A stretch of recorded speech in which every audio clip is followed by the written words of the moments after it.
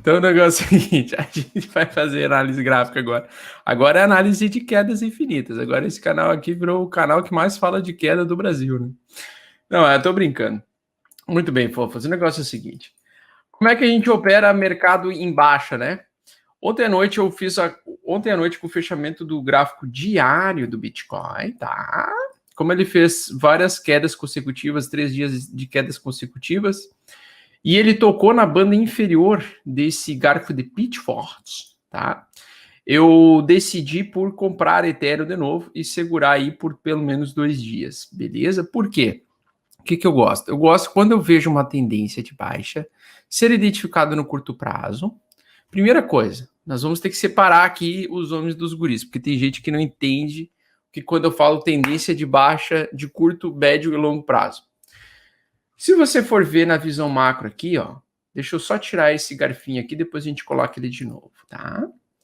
Então, o que acontece? Se a gente coloca... Se eu sou iniciante, tá? Eu tenho dificuldade de lidar com o mercado de criptomoedas ou lidar com gráfico. Então, eu vou utilizar alguns indicadores práticos que vão me facilitar a minha visão em relação à tendência, beleza? Por quê? Porque quando a gente está fazendo investimentos, aportes financeiros, a gente quer sempre comprar um ativo que está em tendência de alta, tá? Então, o primeiro ponto, pessoal, é identificar qual é a tendência de médio, de curto e de longo prazo. Quando a de curto e a de médio e de longo prazo estão na mesma direção, você vai focar em ficar comprado, beleza? Então, se a tendência de curto, médio e longo prazo estão em alta, você fica comprado, você não vende, beleza?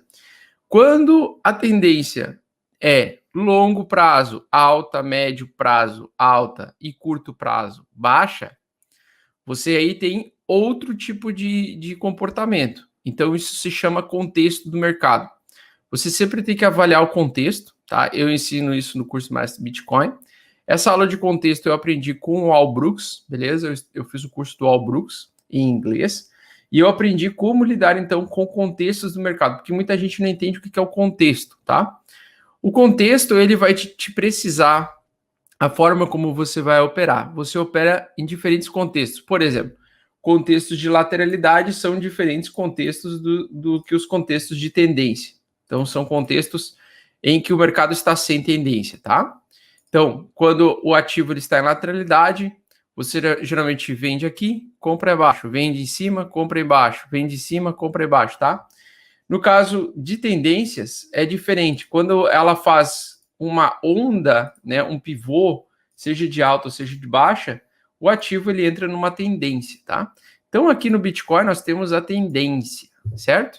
De baixa no curto prazo, ou seja, à medida que ele vem fazendo topos e fundos descendentes, ele está em tendência de curto prazo. Por que de curto prazo? Porque isso aqui representa cada dia. Então cada vela que vocês enxergam aqui, ela representa um dia, tá?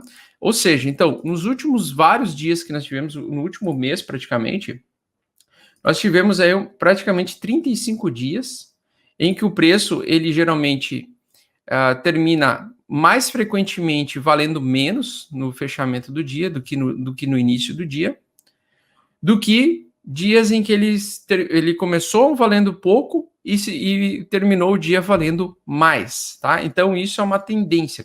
Então, a tendência de curto prazo, no caso do Bitcoin, é de baixa. Porque até então, fazendo topos e fundos ascendentes, nós tínhamos tendência de alta, tá? Até que ela começou a fraquejar. Então, vejam que o normal, pessoal, numa tendência, é que o ativo ele comece extremamente forte, essa tendência, tá? A tendência venha realmente forte, tá? E à medida que vai passando o tempo e que vai entrando mais pessoas, muita gente que comprou aqui no início vai querer vender em algum momento, vai querer realizar. Então nós temos as pequenas correções, como aqui, essa daqui, essa daqui, essa daqui, tá? Que são as realizações. Quando o mercado começa a ter mais realizações do que pessoas querendo comprar, nós temos então um ponto de lateralidade, onde nós temos um equilíbrio.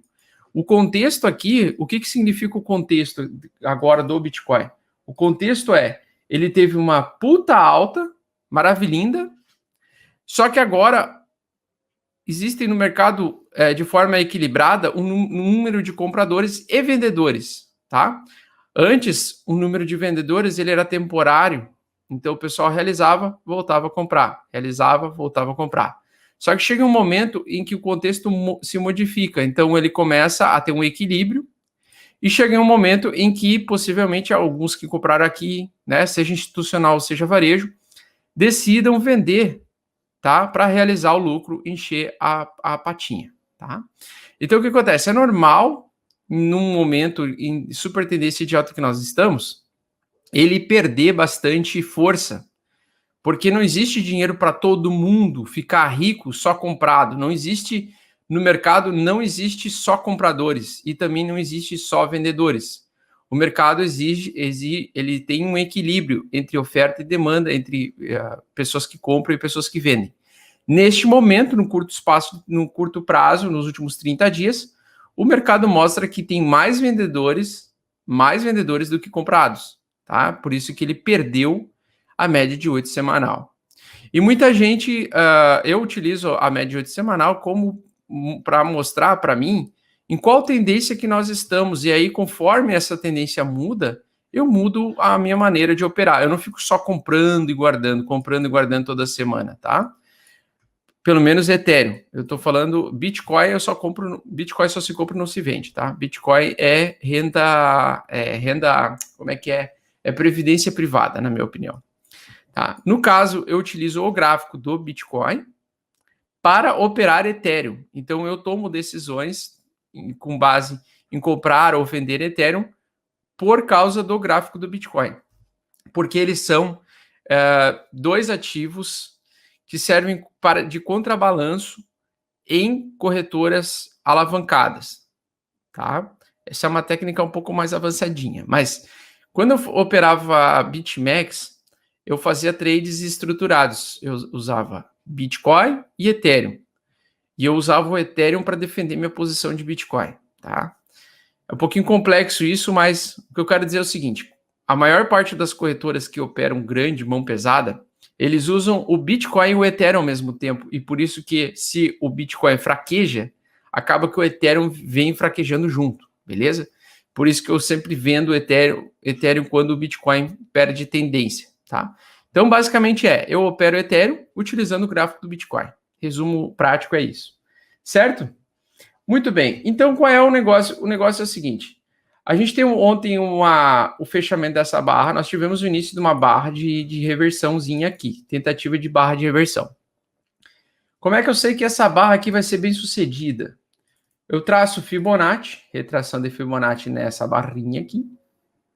Se ultrapassou e manteve o 618 de Fibonacci, é uma barra de reversão. É uma barra que tenderá a fazer o preço vir a subir nas próximas barrinhas seguintes, tá?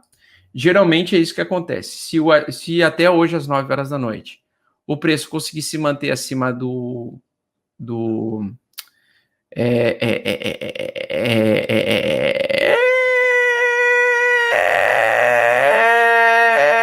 da região 0,5 de Fibonacci, da região 68 de Fibonacci, que deu uma bugada no cerebelo, tá?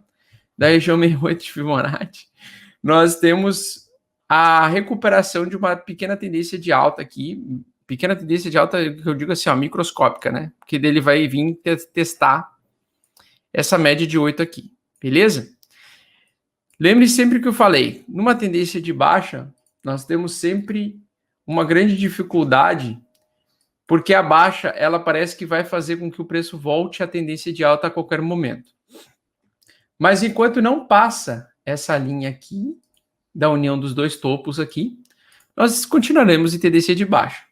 Então, quer dizer, Augusto, que se o Bitcoin voltar aqui na região de 55 mil, ainda tendência de baixa? Sim. Ele precisa ultrapassar esse topo aqui para ser considerado tentativa de retomada de alta, beleza? Enquanto ele não ultrapassar essa região aqui de 58 mil, a tendência continua sendo de baixa, tá?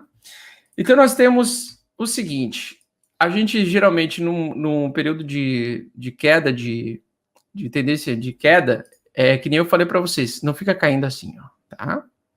Então não vai desabar o mundo assim, ó. que nem na época do Covid. O normal é volta, toca, volta, toca, volta, toca, tá? Então, na minha opinião, essa barrinha aqui, ela quer fazer a primeira pullback para o preço continuar caindo, tá?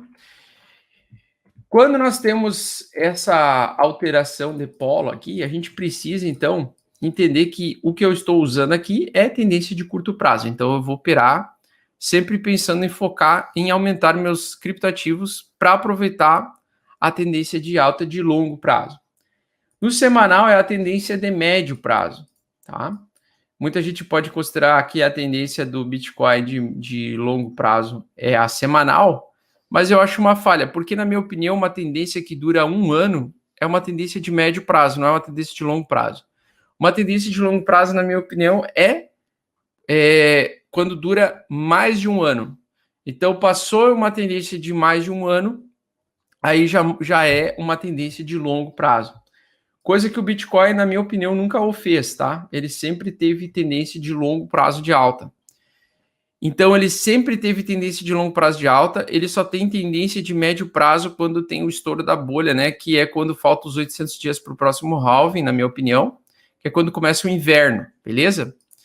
Então, o que acontece? Ele está agora ameaçando perder o ciclo da tendência do semanal também.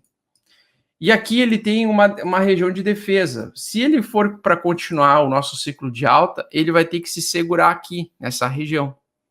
Se ele perder essa região aqui, tá, do RSI semanal, aí realmente ele pode evoluir para o ciclo de bear market, beleza? Aí ele vai evoluir para o bear market de médio prazo. No caso aqui em 2017 para 2018, aqui em janeiro de 2018, nós tivemos semanas consecutivas abaixo da média de 8, nós tivemos uma tentativa de semana de recuperação, depois tivemos uma continuação, tá? E aí, vocês podem ver que o RSI, ele perdeu a metade aqui, ó, e a tendência de médio prazo acabou se tornando de baixa.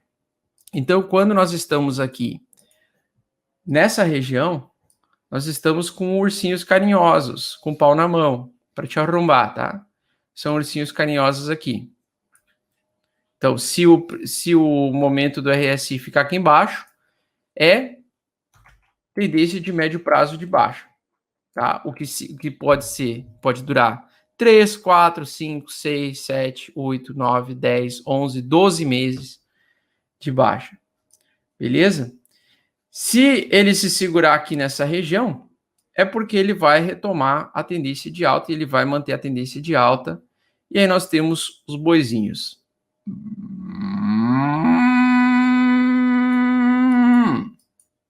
Tá? O boizinho bravo aqui, ó. Boizinho bravo. Pronto. Beleza? Vou botar uma fumacinha aqui na cabeça dele aqui para mostrar que ele tá puto. É o boizinho pistola. Então, se nós temos o semanal acima do RSI conseguindo se manter, tá tranquilo, está salvo, tá? Não começa o bear market. Se ele fica aqui abaixo, inicia-se o bear market. Aí é mercado urso mesmo. E a tendência é que nas semanas seguintes o preço tende a despencar e continuar caindo. Certo?